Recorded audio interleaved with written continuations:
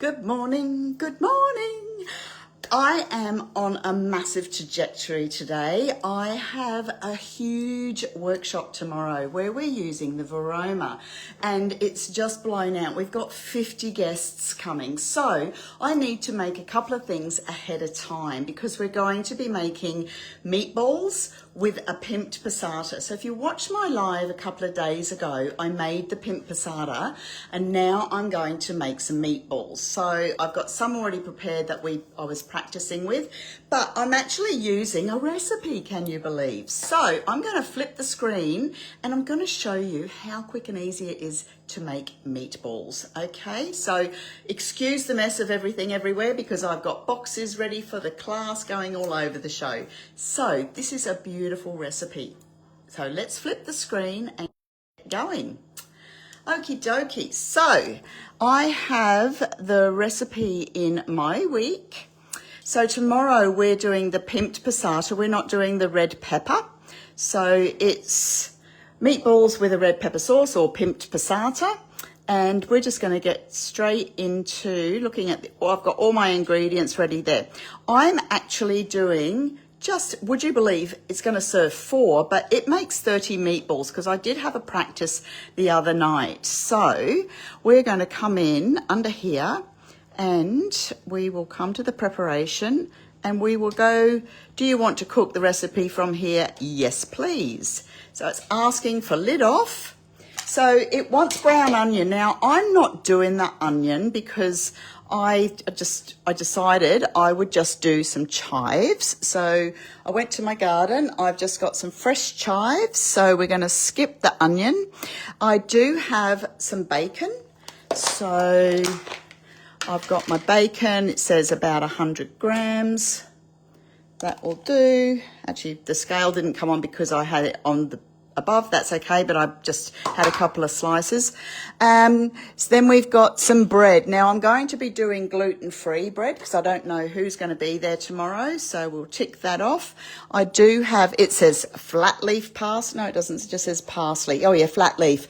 I only have curly parsley, so I'm just going to throw that in with the rest of my chives. And then some Parmesan cheese. I had some Parmesan cheese popped aside for this recipe and can't find it. So I'm actually going to have some that I've already slithered up and I need 30 grams of cheese. That'll do. And next, I'm going to chop all that up. So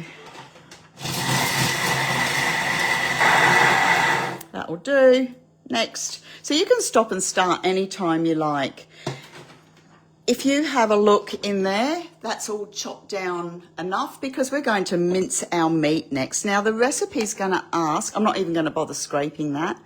The recipe's going to ask for beef mince, but I'm just using some beautiful fresh meat that I've got. So if you are making a lasagna or a bolognese or something and you want what I call crumbly meat, you would semi-freeze this, but this is just fresh meat cut up and I'm going to throw all that in because this is going to mince it all together. Now, I don't use egg in this recipe. I don't think you need it. I've got a little bit more than the 500.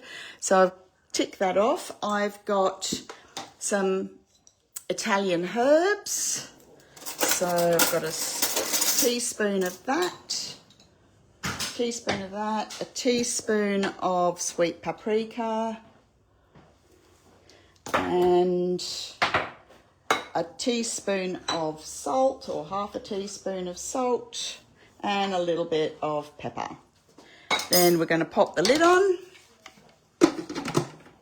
And so you don't have to tick it off. I don't like getting ticked off. So we go next and we're going to do speed 7. It actually says reverse. I'm actually going to put it on forward because I want mine, because I haven't got minced meat. I'm mincing my meat. So I'm going to go forward.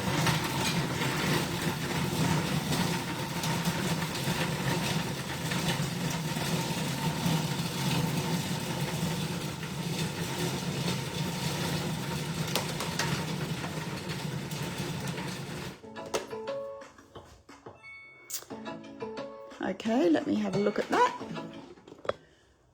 And that is minced up. I'm just going to have a feel and see. Yep.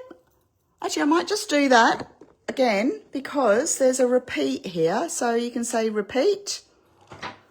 And I won't do it for the full time, but I'm just going to give it another little burl.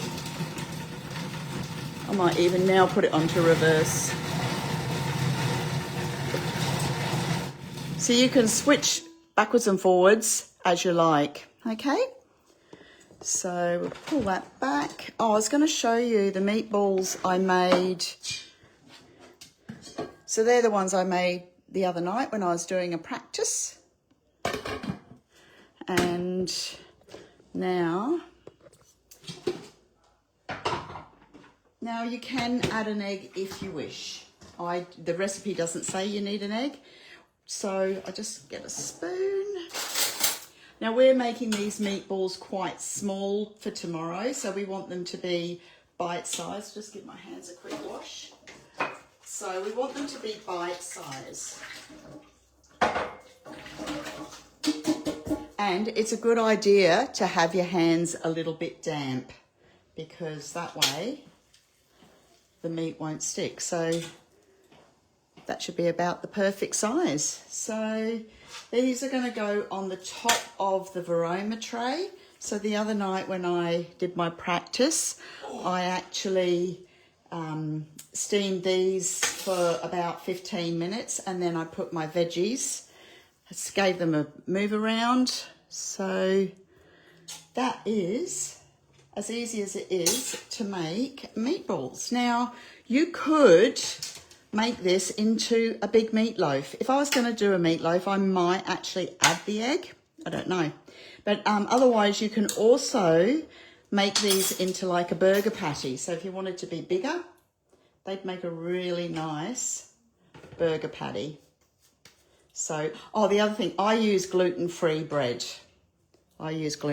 So you could cook these in a fry pan if you wanted to. You could cook these in your air fryer or your oven, or you put them in your sandwich press. So that you've got lots of options from one recipe. There's lots and lots of things you can do. So, anywho,